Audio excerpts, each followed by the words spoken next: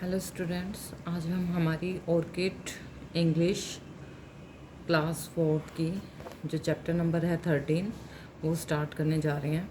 तो जो हमारा चैप्टर नंबर 13 है वो है the lady with the lamp. अब एक लेडी है जिसको लैम्प के साथ बोला गया है, तो हमारे माइंड में पिक्चर आती है कि एक लेडी ने लैम्प ले रखा है। ये ठीक है, ठीक है, ये पिक्चर बिल्कुल हमारे माइंड में जो आ रही है बिल्कुल ठीक है। लेकिन इस लेडी को लेडी विद द लैम्प क्यों कहा जाता है? ठीक है, तो ये हम इस चैप्टर में देखेंगे। तो ध्यान से सुनना स्टूडेंट्स, इस स्टोरी को बहुत अच्छी है और रियल है। To serve the mankind is to serve the God.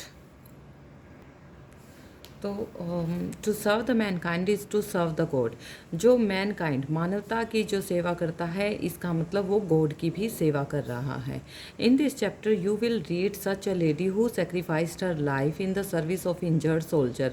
तो इस चैप्टर में आप भी एक लेडी के बारे में पढ़ोगे जिसमें वो जो लेडी है वो अपनी लाइफ को सेक्रीफाइस कर देती है इंजर्ड सोल्जर्स की सर्विस में, उनकी सेवा में। इंजर्ड सोल्जर्स मतलब जो सोल्जर घायल, जो सैनिक हैं जो घायल हो जाते हैं, उनकी सेवा करके अपनी लाइफ को भी सेक्रीफाइस कर देती है। तो अब हम इस लेडी के बारे में पढ़ेंगे इस चैप्टर में। Florence Nightingale was born on 12 May 1820 in Florence, Italy. जो फ्लोरेंस नाइटिंगेल लेडी का नाम है, वो कब उसका बर्थ हुआ था? 12 मई 1820 को। कहाँ पर? फ्लोरेंस एक जगह का नाम है जो कि इटली में है। ठीक है। Her parents named her Florence after the name of the city. उसके पेरेंट्स ने उसका नाम फ्लोरेंस क्यों रखा था?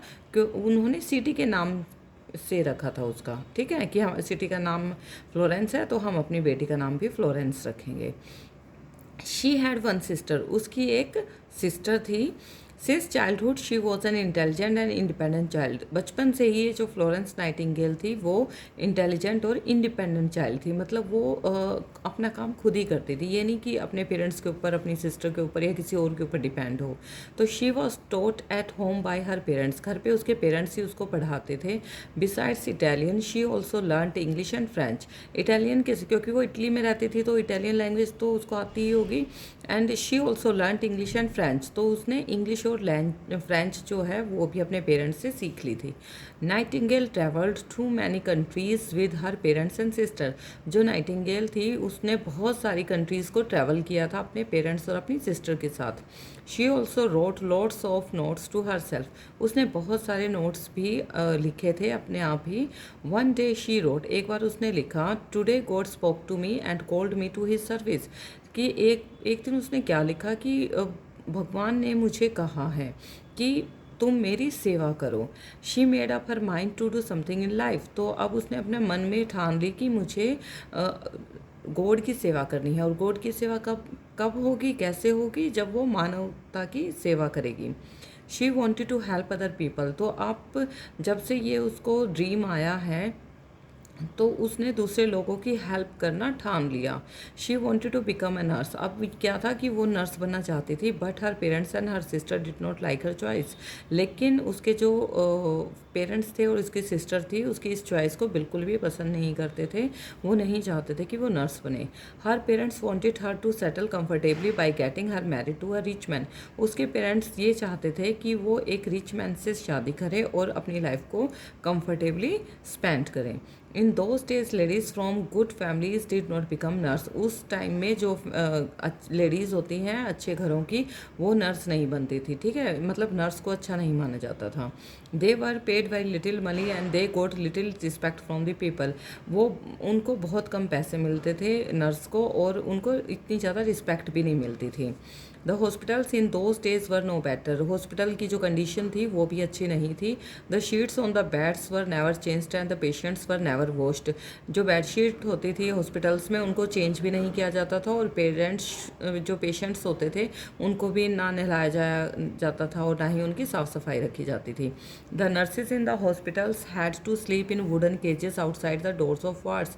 नर्सिस को हॉस्पिटल के बाहर की साइड एक वुडन केज, मतलब लकड़ी का पिंजरे टाइप में कह सकते हो, ऐसा कुछ बना रखा था, वहीं पे वो सोती थी, और जो वार्ड के बाहर की तरफ दरवाजे से बाहर था। But Florence was not not moved by all this, लेकिन फ्लोरेंस इस सारी मुश्किलों के बाद भी वहाँ से कहीं नहीं गई. She made up her mind to become a nurse. उसने अपना पूरा मन बना लिया था कि मुझे नर्स ही बनना है. She got her first chance when her grandmother fell ill. उसको किसी की सेवा करने का पहला चांस जब मिला जब उसकी ग्रैंड मदर हैं जो वो बीमार हो गई थी. She stayed at her beside and looked after her. वो उसके पास बैठी रहती और उसको देखती रहती. Slowly she began to help the poor people of a village nearby. और धीरे धीरे उसने विलेज के पास में एक विलेज था उनके लोगों को भी सर्व करना मतलब उनकी भी सेवा करनी स्टार्ट कर दी. But very soon she found that she could not do her work properly as she did not have the training to do her work. तो थोड़े दिन बाद उसने देखा कि मैं अच्छे से काम नहीं कर पा रही हूँ क्योंकि मेरे पास प्रॉपर ट्रेनिंग नहीं है. एज अ ट्रेनिंग मैंने ये काम कभी नहीं किया. So she began to read books on medicine. तो वो मेडिसिन की बुक्स उसने पढ़ना स्टार्ट कर दिया. A few years later she got a chance to go to England and learn about nursing in a hospital there. कुछ सालों बाद उसने क्या किया कि वो इंग्लैंड चली गई ताकि जो हॉस्पिटल की जैसे नर्स होते हैं ना हॉस्पिटल में वैसे अच्छे से वो काम सीख सके और तब दूसरों की सेवा कर सके. When the Crimean war broke out in 1854. जब स्रेमिन वॉर जो है वो स्टार्ट हो गया था 1854 में. She led a group of 3 nurses to Constantinople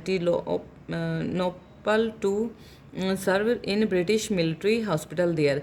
तो उस 3 जो नर्स था उनका ग्रुप था और उन्होंने ब्रिटिश मिलिट्री हॉस्पिटल में सबकी सेवा की थी. ठीक है, काम किया था उनके लिए. She worked very hard and try to improve the condition of the hospital. उसने वहाँ पे बहुत मेहनत की और हॉस्पिटल की कंडीशन को भी इम्प्रूव करने की कोशिश की. She cleaned up the hospital and built a new kitchen which served better food. उसने सारे हॉस्पिटल को बिल्कुल क्लीन कर दिया एंड एक वहाँ पे एक न्यू किचन बनाया जिससे इनमें की जो खाना है पहले से काफ़ी अच्छा सर्व किया जाने लगा. With her own money she bought new sheets and clothes for the patient. और अपने ही पैसों से उसने नई हॉस्पिटल के नई बेडशीट खरीदी और पेशेंट्स के लिए कपड़े भी खरीदे. She spend more hours talking to them. और वो उन जो पेशेंट होते थे उनसे काफ़ी टाइम तक बात करती रहती. She tried her best to make them comfortable and happy. क्यों? क्योंकि वो उनको और ज़्यादा कंफर्टेबल फील करवाना चाहती थी और उनको खुश रखना चाहती थी. Every night after working hard throughout the day, she would take a lamp and visit from bed to bed, comforting and solacing the patients. हर रात को वो बहुत सारा दिन मेहनत करने के बाद वो रात को लैंप लेकर सभी के हर एक के बेड के पास जाती और उनसे पूछती कि सब कुछ ठीक ठाक है या नहीं, खाना वाना खाया कैसे, मतलब कोई पेन वगैरह तो नहीं है. तो उनसे अच्छे से बात करती थी हर एक पेशेंट से. The soldiers lovingly called her the lady with the lamp. और ये वे जितने भी सोल्जर्स थे क्योंकि वो मिलिट्री कैंप में काम कर रही थी उस टाइम पे, हॉस्पिटल में काम कर रही थी, तो वहाँ पे सारे सोल्जर्स थे तो वो सारे सोल्जर्स उसको प्यार से the lady with the lamp कहकर बुलाने लगे. She also founded Nightingale training school for nurses. अब उसने नाइटिंगेल ट्रेनिंग स्कूल ओपन किया नर्सिस के लिए. And in later years published dozen of books and pamphlets on public health. और public health के लिए भी उसने बहुत सारे पैम्फलेट्स और बुक्स भी पब्लिश की. इन 1883 Nightingale was awarded the royal red cross bye queen Victoria of England. अब उसको 1883 में जो इंग्लैंड की क्वीन विक्टोरिया थी उन्होंने रॉयल रेड क्रॉस अवार्ड से भी सम्मानित किया. She became the first women to receive the order of merit. और ये पहली ऐसी वुमेन थी जिनको इस तरह से सम्मानित किया गया था.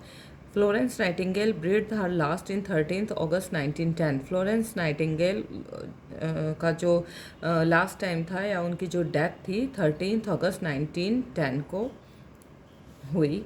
तो इतना जो टाइम था उनका, ये इन्होंने जब से उनको समझ आई तब से उन्होंने मैनकाइंड की, मानव जाति की सेवा में अपने सारे जीवन को बिता दिया.